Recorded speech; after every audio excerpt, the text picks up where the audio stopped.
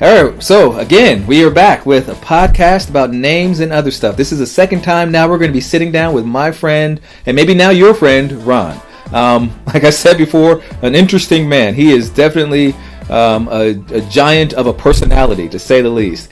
And by now, you have a little bit better view of him. I'll be honest with you. These conversations that he and I had, they changed my view of him. Not for the worse, definitely for the better. But I got to know him better. Though he is my friend, though I had heard his story and been around him, just spending time talking about his name and the names he carries, this has changed my life. So I hope that you are enjoying this. I hope that this is shaping you and impacting you. And I hope that you will like picking up this conversation as Ron and we continue to discuss the names he carries and what this means for him.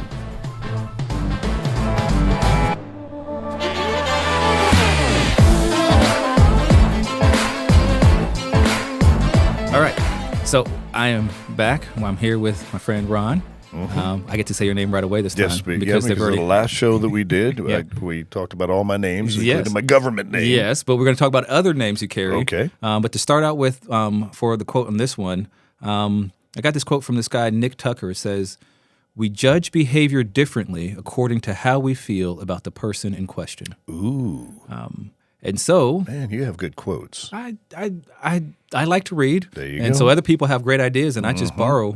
Hey, listen, don't reinvent the wheel, right? Somebody's got a great idea. Yeah. Us preachers say, if my bullet fits in your gun, shoot it.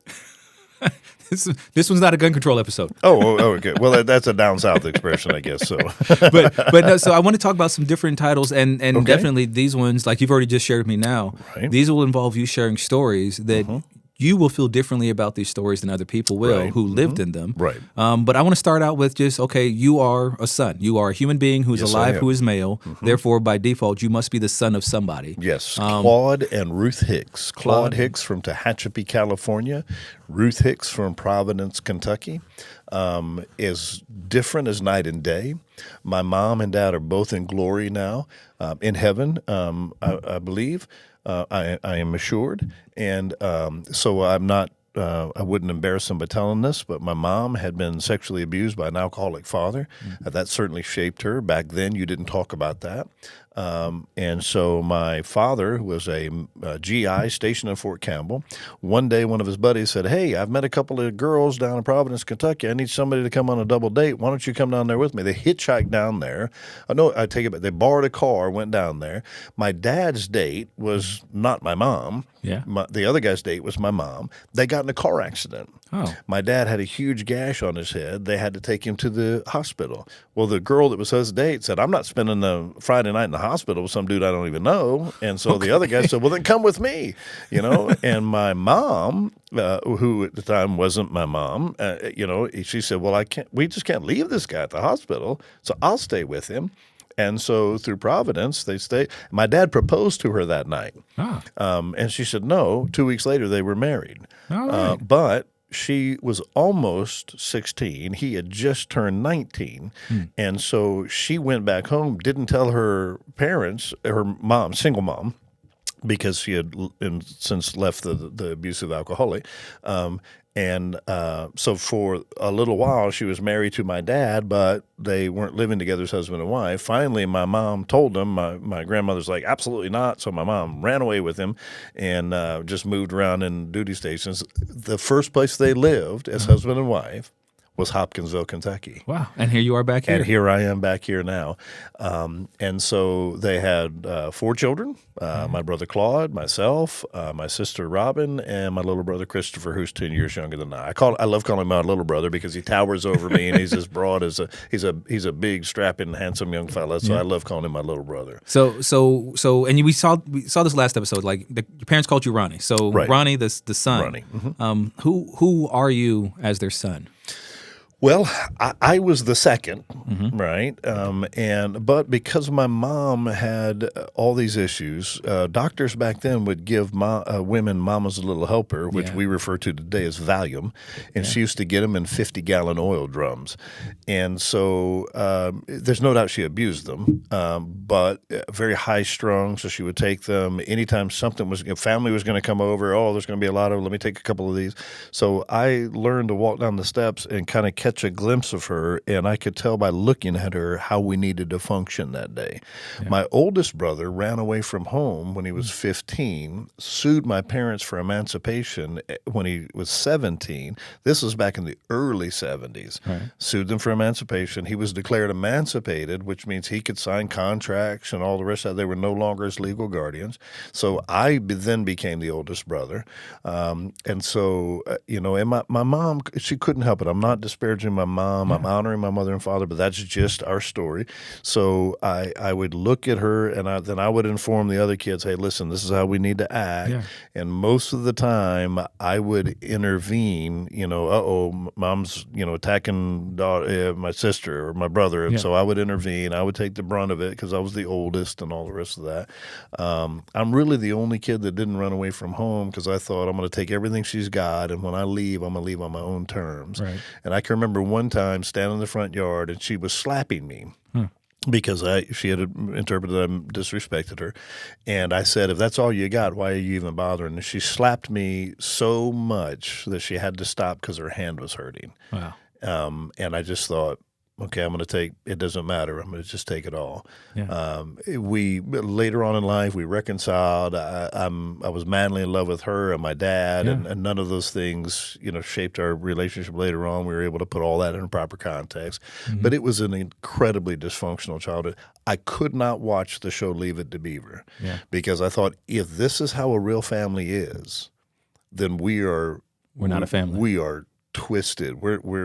And if every family's like mine, why would you even put something like this on TV that we would all say, oh, this is what we could be? So I hated that program. I mean, and I think you're not wrong in hating it, because that is one of the downsides in the history of American entertainment is that, in all honesty, a lot more families were like yours. I've heard similar stories with my in-laws of how my wife's grandmother, same thing, of wonderfully medically prescribed pills and how that affected her children. Yes, my father-in-law and his siblings, and not in a way that disparages them at all. I mean, no, our one daughter is named after her, so it's not that we don't love her. Exactly. I mean, but this recognition that there was this one image being portrayed in America, while there's a whole other reality being lived in America. Absolutely. Yeah. And if I would have said anything outside of my family, if I would have said to my school teachers, hey, listen, we're being psychologically abused by my mom, and my father's not intervening, where, we looked at him. He was the guy that taught me how to be a man. He was a man's man. He was a 3-tour Vietnam veteran, Silver Star, just a man's man, tattoos and, and working on cars and all the rest of that. And the whole time when she's doing this, we're thinking, dude, aren't you going to step? But I realize now as an adult, if we were getting it, he wouldn't. Yeah. And I don't really like, blame better you him. than me. Yeah, exactly. Yeah, suck it up, Buttercup. It's not me. We never talked about that, but and so we had this. If I would have said anything to anybody, I mean, outside of our house, we were the ideal family. I mean, especially like you said, your dad, military officer. Yeah. He worked himself up, came from dirt, less than dirt, nothing. When he joined the military, he's a high school graduate, a high school dropout. When he retired from the military, he had his bachelor's degree, went on to get his master's degree, ended up becoming the principal of a school and all the rest of that. So absolutely the American story, the American dream. My mom, earrings, white pearls, we all stair-step kids walking across the street to church. Everybody would have thought this is the ideal American family, and when we were inside, it was a freak show. Yeah. If I'd have told anybody, they'd have just said, "You're making that up." All right. Now, transitioning from son to husband, you have this wonderful story. It's even better when your wife is present to corroborate everything that you say. Yeah. But about how you two met. Well, I'm going to just tell it true. Yeah, that's okay. And I will say that when I've heard you tell this story, your wife she told it later, and I'm like, she says exactly the same way he says it. So I guess he's not messing anything up on the story. No. And I don't know if I told it this way because I have two brain cells working as hard as they can. One keeps me breathing, the other remembers stuff. But this is the honest to goodness truth. I went to a Baptist college here in Kentucky. It's now a university. I won't call their name, but I was there on a music scholarship. And the dean of the college called me into his office and said, Ron, we are terminating your scholarship. And even if you can afford to come back, you can't. Because everybody was studying to be a preacher and all the rest of that. I had freedom from the freak show that I lived in, and I went buck wild. Yeah. And there was nothing about my lifestyle that reflected any biblical principle. Yeah. And so I was leading others astray, and just I was a black mark on them. And so they told me you can't come back. So I went to Murray State University, where I went to like 2 classes and thought, hey, this whole classroom thing is not for me. And I met my wife. They had this freshman orientation sort of thing, and they were roller skating, and my wife had she was the perfect church girl, been dating the guy for years. She broke up, and she thought, well, I might as well try a bad guy. Yeah, she's like, I've tried the best, now for the rest. Let me scrape the bottom of the barrel and see if there's something there. So I was skating around. My hair was naturally curly. A white dude with a huge afro. Black guys were envious of my afro. That's how big it was, right? This is in 79, 80, and white dudes just didn't have afros. Yeah. Right, just didn't. And there was no perm, no nothing, just a huge afro. I mean, like out to my shoulders afro.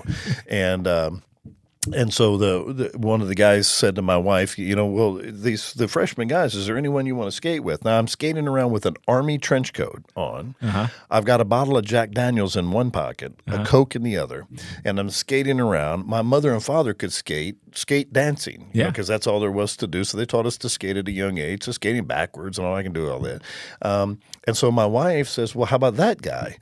Pointing to me, and the advisor said, no, you don't. He's on our whole. You don't want him, And she goes, well, then I don't want to skate. How about you? And he's like, no, I'm the advisor. She goes, well, then I want him.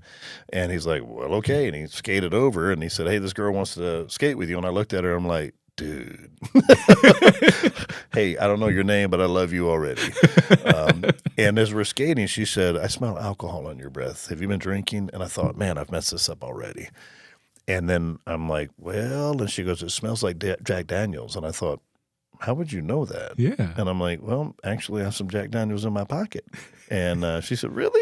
And I'm like, I don't go anywhere without it, because it was the beginning of my alcoholism, right? Because you really didn't. Yeah, I really didn't go anywhere without it. And so 2.5 months later, we were married. All right.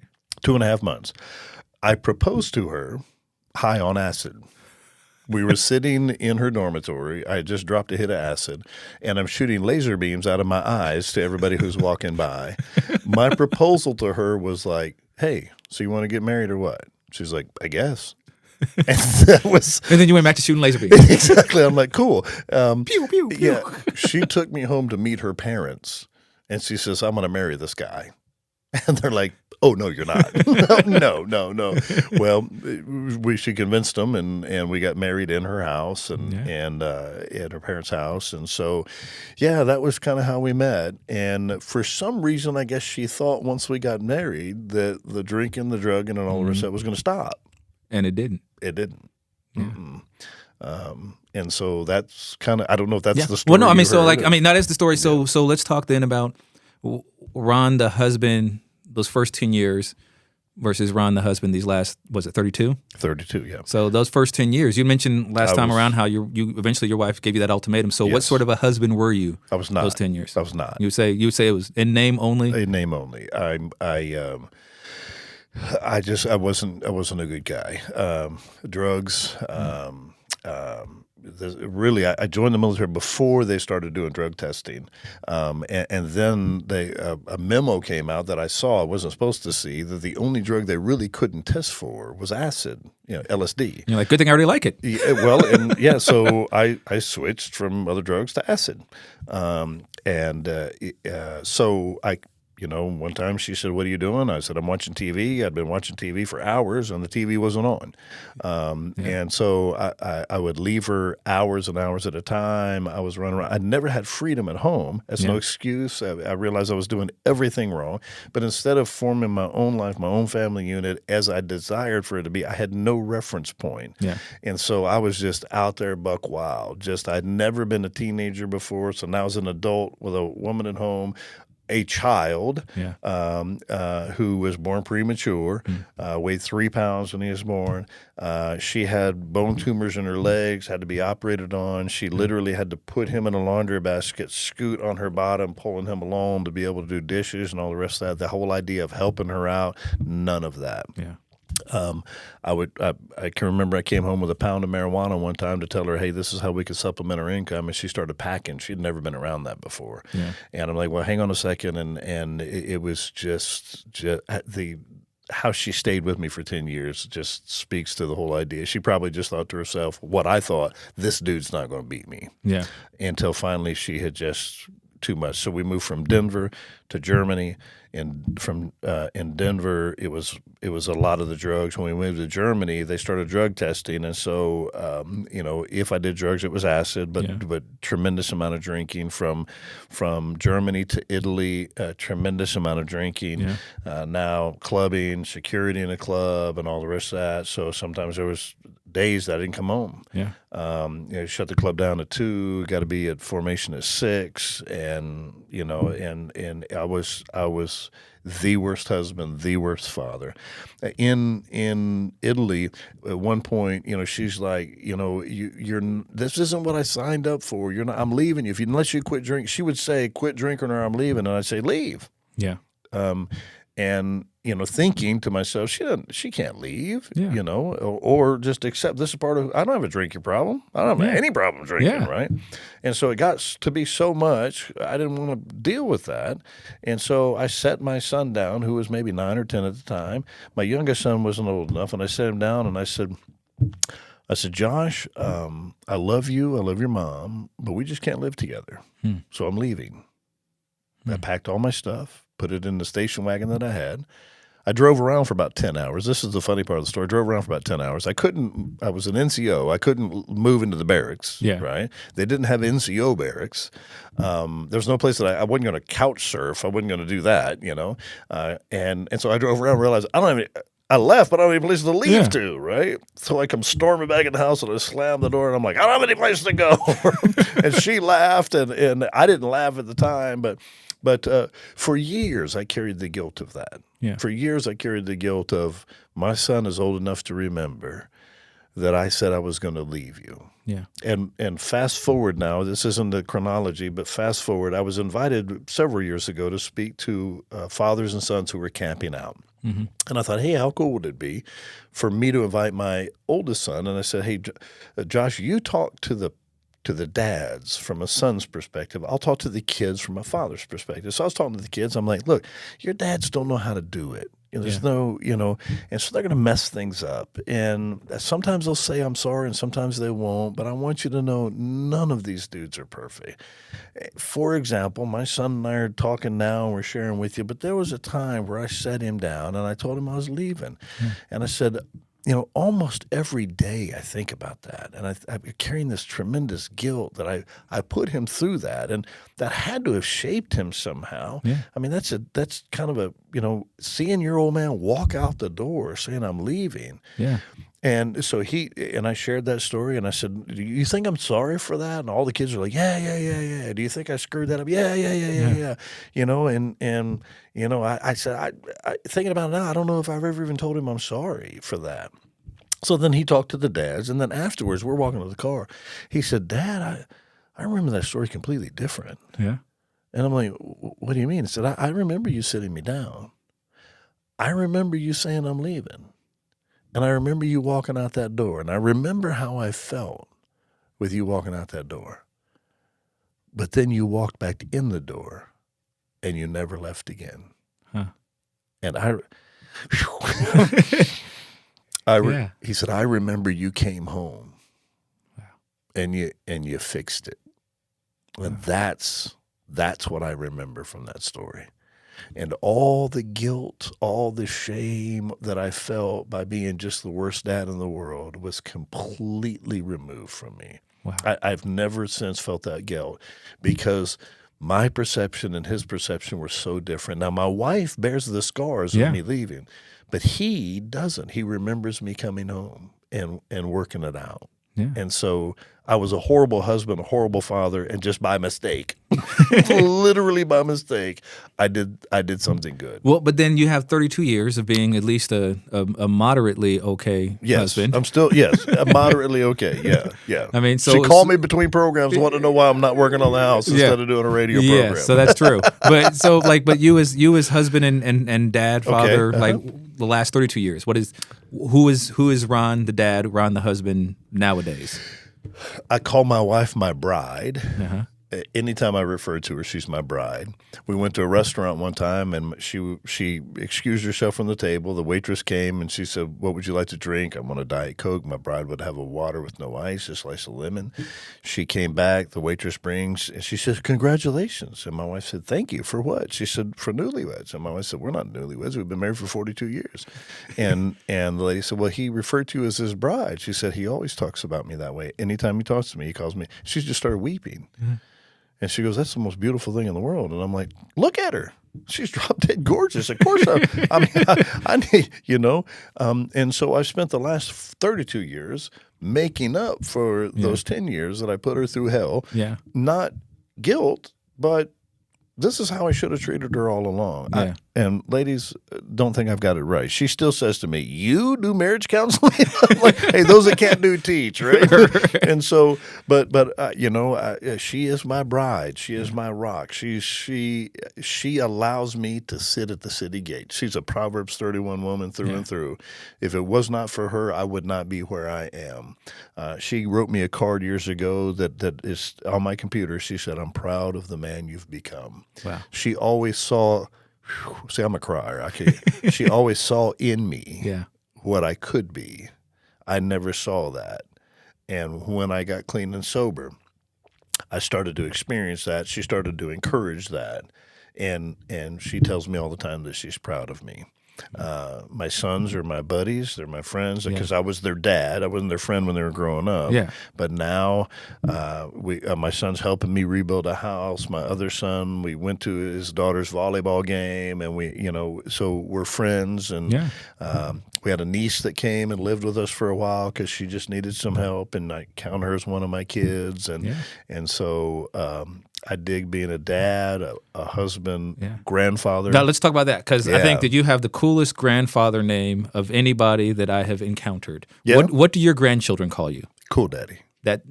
Cool Daddy. Well, and a lot of times people say, "Well, of course, grandparents pick the name, and so who in the world wouldn't want to be?" But years ago, I had a buddy in the military. He took his kids to Florida. Yeah. They got a T-shirt, and he saw the T-shirt, and he said, "Oh, thank you." And they're like, "No, that's not for you. That's for Ron." And the shirt says, "This is what a cool dad looks like." So he thought that's so messed up. Oh yeah. Oh, poor guy. And so he's like, "Dude, And so they get home, and he calls me, and he goes, "My kids have a T-shirt for you." And so I came over and I got it, and it was like, "This is what a cool dad looks like." And I thought to myself, well, I didn't grow up down south, so the term "papaw" was not anything I'd ever heard. So that's not a term of endearment for me. Yeah. And we married at 19. My son married at 19, and so I was a young father and a young grandfather. So I'm like, grandfather, papaw, granddad. That's just not me. Yeah. And so I remembered that shirt, and I'm like, "Hey, this is what a cool dad looks like." And so Cool Daddy is what it was. All right. Now my wife is Mamaw. So it's Mama and Cool Daddy. That's an interesting pairing. It is. And I say to people, I said, "You know why my grandkids call me Cool Daddy?" And they're like, "Why?" I am a cool daddy. Yeah, you can definitely carry it. That's true. So Cool Daddy, and some of the kids at church have heard him called that. So I've got kids at church when I volunteer at the schools. I've got my granddaughter's over at the school right now, a sixth grader, and "Hey, Cool Daddy," and the kids say, "Hey, Cool Daddy." And so I'm sometimes I'm Brother Ron, sometimes I'm Cool Daddy, sometimes I'm So there's all kind of names. All right. Yeah, Cool Daddy is a term of endearment. One other name name that I wanted to talk about. You say that I've not actually seen the card, but you say you have a card that you're a card carrying member of the Cherokee Nation. Cherokee Nation, yes, sir. And I forgot my wallet. Side story: Kamar and I and some other pastors meet every Friday morning at 6 o'clock at Panera Bread. I literally forgot my wallet this morning because I was running late. So Kamar ended up having to buy me coffee. He said, "Yeah, I've used that before too." So I still don't have my wallet. He was literally like had stacks of change. He's like, here's quarters in my pocket, 25, 50 cents. I'm like, run, I got you. Just run, just stop, I got you. But yes, I am a card carrying member of the Cherokee Nation. We're sitting in my office right now, and you can see on the wall the Cherokee Nation, because I'm also a veteran. The Native Americans, warriors are revered, and so I have a blanket that the Cherokee Nation has sent to me, and a blanket for an Indian isn't something you throw on the bed. It's something that, if there was a dance circle, if there was some sort of a formal event, you would wear that across your shoulders, and it would symbolize, in some Native American tribes, before warriors go off to battle, they present them with a blanket, some when they come home, and the Cherokees have. So yes, that's very much a part of my identity as a Native American. My father, before he passed, he had researched it all the way back and literally got the certificates. I mean, not copies, but the certificates from the 1800s, where my ancestors were given land in Oklahoma. Every Indian who made it out there got 12 and a half acres. And so we had 2 plots of land in Oklahoma for 12 and a half acres. They're no longer in the family, but we have that documentation still. So, Native American is how I identify. And so we have a place here in town, the Trail of Tears went through. And I think you said you got certification, something like that. To talk about it, or well, I used to be on the Trail of Tears Commission. Funny story. My dad, who was living in Providence, Kentucky, it was only about an hour drive, and we learned about the Trail of Tears, and the Cherokees were brought through this. And there's actually one of the people that were buried there is named Hicks. Okay. Fly Smith, and I think it's Hicks, or he was one of the guys that brought through. My history is a little fuzzy, but my dad and I decided, hey, let's be on the Trail of Tears Commission. We'll learn more about our heritage and all the rest of that. And so we came to a meeting, and we said we'd like to join. And they're like, well, this is a little unusual. We usually pick people and all the rest of that. And my father said, how many of y'all have tribal cards? None of them did. None. And so we talked for a little bit why we want to do it. And they said, if you don't mind, can y'all step out in the hallway and we're going to vote on you? And my father said, no, I don't mind, because we're going to step out in the hallway and vote on you. Because we're card-carrying members of the Cherokee Nation, and none of y'all are. So we're going to decide if we want to keep you on the council. Exactly. So we ended up serving on the Trail of Tears for a short time. And so, yes, I was a part of the Trail of Tears Commission a long, long time ago. Yeah. But, that's part of who I am. Yeah. And so I want to talk a little bit more about that, because something we've talked about. And we hang out and we talk. We have some serious conversations. Yes. Or at least we pretend to occasionally. You are my brother. I love you. We say that all the time. Yes, and we do pretend to have serious conversations, because we usually turns into a joke before too long. But when we talk about like minority issues, like you're somebody who, and you've talked about this, how you straddle that line, because depending on the situation, people see you white guy. Well, I very much, when I say I'm a Native American, they're like, well, wait a minute, where's the straight black hair? Where's the high cheekbones? Where's this? And my mom was not Native American. She was as English could be, traced back. Literally, my grandmother traced back her heritage to the King of Britain, So there was that cultural, sort of a dad from California, poor, mom coming from an affluent white family, and those two cultures coming together. And so, yes, I am what people would say watered down, but you still you have those two identities, because like I said, and we've talked about how people see you, they see white guy, but there's also, but I also am a minority. Yes, I am Native American. Yes. I'm Cherokee, and there are all these other hurts and scars and things that come along with that that have affected your family. Absolutely. So what is it? Does it hurt you or bother you, or because sometimes, again, we'll sit around joking, talking about minorities. how do you feel about being left out of the minority category because of how you look, even though you are a minority? Great question. When I first came to Hopkinsville, I had heard about a group that they had called Minority 2000. It was the year 2000 wasn't even thinkable yet, so that's how I moved in the early 90s here. And so I thought, well, hey, I want to join this. And I look at the pamphlet, talked about minority issues and all the rest of that. And so I contacted them, and I had a meeting with them, and I was told by the leader at the time, well, this is really for African Americans, and I'm like, none of that literature says that. It just says minority. And they're like, well, yeah, but the minorities here are African Americans, and so this is really a thing. And I'm like, well, then why don't you say that? Well, you know, and so she's like, no, this isn't really for you. And I'm like, hang on a second. You know, this isn't right. And so I pushed the issue, and I pushed it to the point where they're finally like, okay, fine. Yeah. And then I realized, okay, this is going to be a hostile group. So, okay, you've relented. I don't want to join. And I didn't do it in spite. I just realized it would not be a productive Now that you've given me what I wanted all along, exactly. I no longer want this anymore. Now I want to hold my breath. No, but it was just, I realized it would have been an adversarial situation and would not have accomplished anything. But I wanted to push that boundary to be able to say, hang on a second. You know, if you just consider minorities to be African Americans or Hispanic Americans or Native Americans, well, then just call it that. Don't call it minority. Yeah. You know, because literally, for me in the Western Manitou Nation, there's about 40,000 of us in the United States, and that's it. Yeah. That's pretty minority. Yeah, that's a pretty small group of people. Yeah, pretty small group of people. So, yes, I'm a minority. Yeah. Uh-huh. Now, and being left out of the conversation is like, hey, I'm over here. And that's something I know that comes up with us quite often because we'll talk about, well, let's talk about minority issues. Yes. And you'll have to like assert your minority hat. Yes. You're like, hey. I forgot. Yeah. Like, I know one of the funny things that I put out there that we talk about when we're talking about like, hey, let's talk about reparations. And your thing. I was waiting for you to go there. And you'll be like, what is it? How do you say? You say, you know, if we're talking about reparations, I'm first in line. Yeah, there's a line, and everybody's behind me. Right? I'm all for reparations because I'm first in line. And we say it, but I think that's a valid thing because when we talk about, you know, these labels and these names, one of the things that I wanted just to have people hear is that a lot of these names we carry are names other people can't see. Yeah. But they're very real. For you, again, you are a minority. You're as much so as you could argue more so than my own kids because like I'm 30% European DNA. So that means my kids are good 65% European DNA most likely, right? So you're more Cherokee than my kids are black. Right? And so that's a reality of it. But still to look at you, they see white guy. Right. Look at my kids, they say brown, definitely minority. And so that's a name that you do carry. Yes, absolutely. And you know, sometimes people put names on us, and we carry those names when we don't have to. And sometimes we have names that we never articulate, and so we feel bad that nobody does that. So I just, hey, you're not a minority. Well, yes, I am. And when I finally.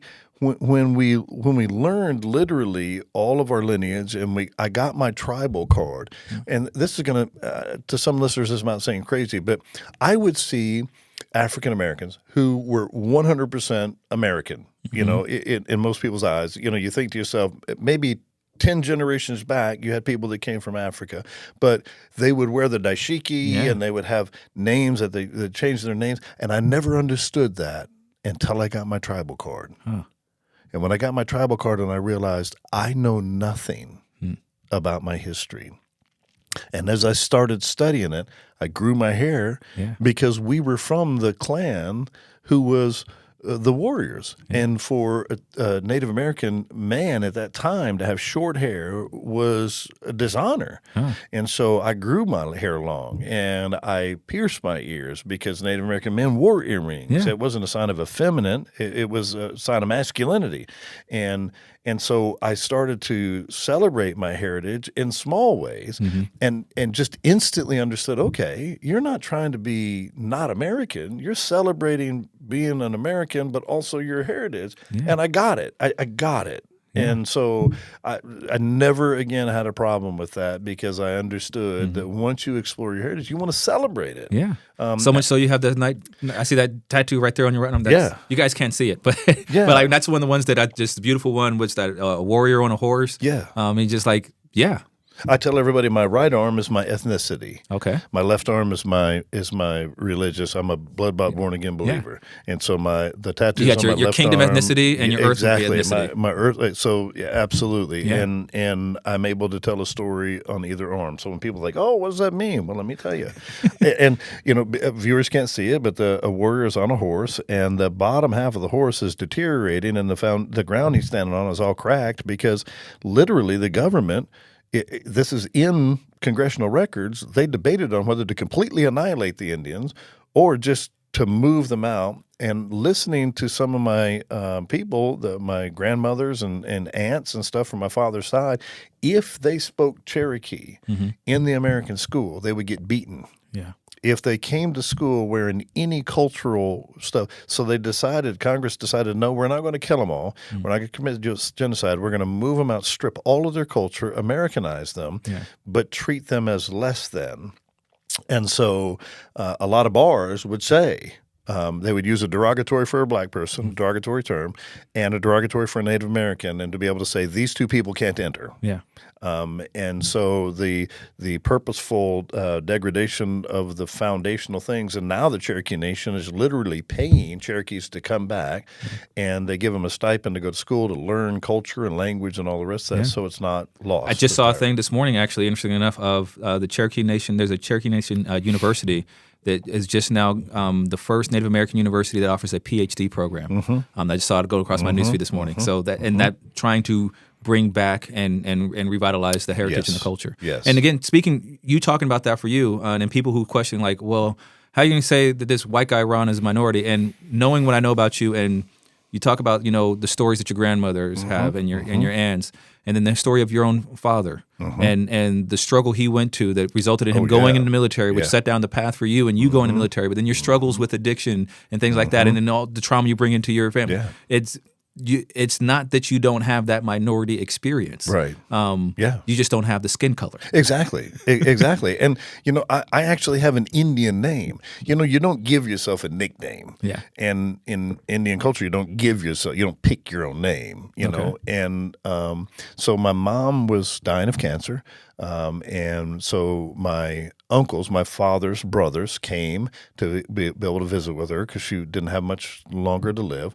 And my Uncle George was married to a full-blooded Paiute Indian. Okay. She actually is working with the University of California out of Berkeley because there's only 6 fluent Paiute speakers left in the world. Wow. I don't know if it's still 6 because it's been a number of years ago. And COVID was devastating for Native Americans. Absolutely. Yeah. And so they were trying to put together a dictionary and record them speaking to be able to, because they realized that it's going to be a lost language. And so they wanted to have recordings and a dictionary and all the rest of that in the event that somebody wanted to relearn it.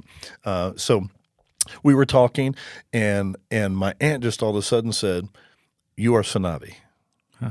And I had no idea what she was saying. I'm like, what are you talking about? She said, in the Native American culture, the coyote, she didn't say coyote, the coyote is wise, but also like a jester. So people would go to the coyote for wisdom, and the coyote would give them riddles or do tricks or send them on a quest that seemed meaningless to help them to gain the knowledge they were looking for. And she said, and again, it sounds like I'm tooting my horn, but this is what she said. She said, you have wisdom, but you also temper that with humor, like Sanabi.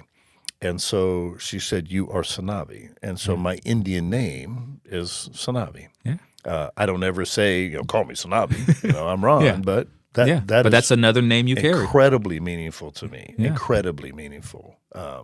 And we would have problems if somebody teased me or said, you're not that. You'd be like, and now you're going to meet Ron, the guy who used to lift weights and arm wrestle and bounce clubs. Yeah, I'm not the guy that I used to be, but that dude shows up sometimes uninvited.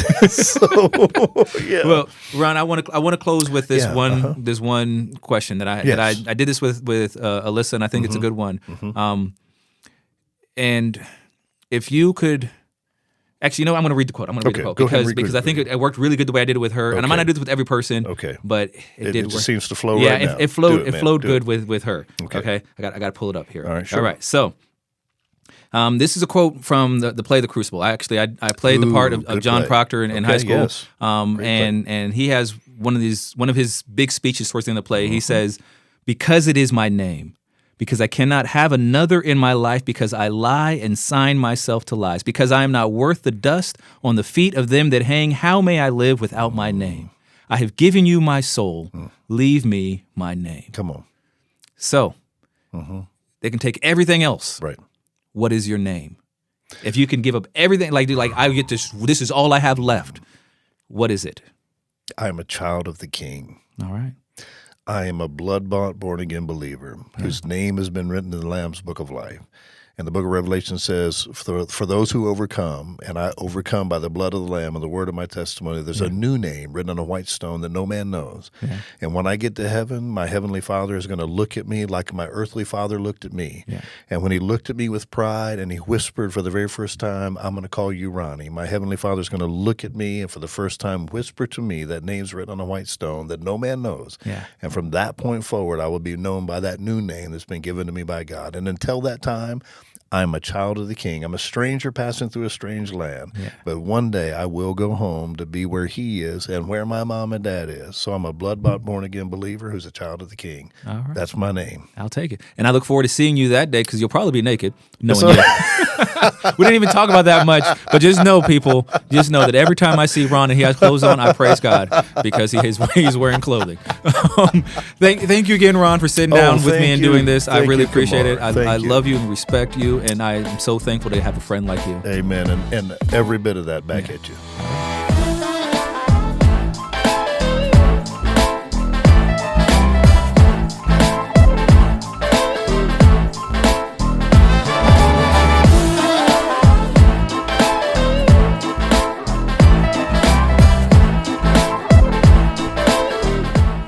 The views, thoughts, and opinions expressed in this podcast are the speaker's own and do not represent the views, thoughts, and opinions of any institution, organization, or corporation. The material and information presented here are for general information purposes only. All persons who participated did so of their own free will and speak for themselves only, regardless of any personal affiliations they may possess. A podcast about names and other stuff is a production of Salt.Light.Love Ministries. All rights reserved.